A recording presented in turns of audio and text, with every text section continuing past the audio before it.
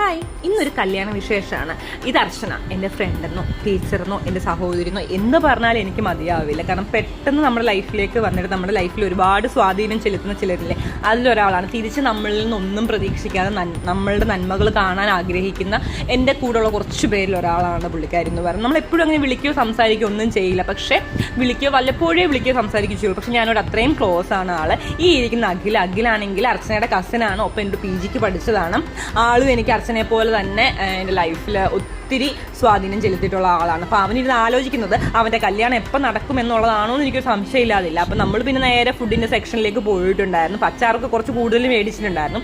എല്ലാ കറികൾക്കും ടേസ്റ്റ് ഉണ്ടോ അറിയാൻ വേണ്ടി ഞാനിങ്ങനെ ചെറുതായിട്ട് തൊട്ട് നോക്കിയിട്ടുണ്ടായിരുന്നു. അപ്പോൾ പിന്നെ നമ്മൾ പരിപ്പും എന്താ പറയുക പപ്പടവും അച്ചാറുകളും എല്ലാ കറികളും കൂട്ടിയിട്ട് ഒരു പിടിയൊക്കെ പിടിച്ചിട്ടുണ്ടായിരുന്നു. പെട്ടെന്ന് തന്നെ അടപ്രഥമം വന്നു. അടപ്രഥമനും കഴിച്ചു. അത് കഴിഞ്ഞ് പിന്നെ പാലടയും നമ്മുടെ ബോളിയും കൂടെ കൂട്ടിയിട്ട് പിടിച്ചിട്ടുണ്ട്. നമുക്ക് എത്രയൊക്കെ ഉള്ളൂ.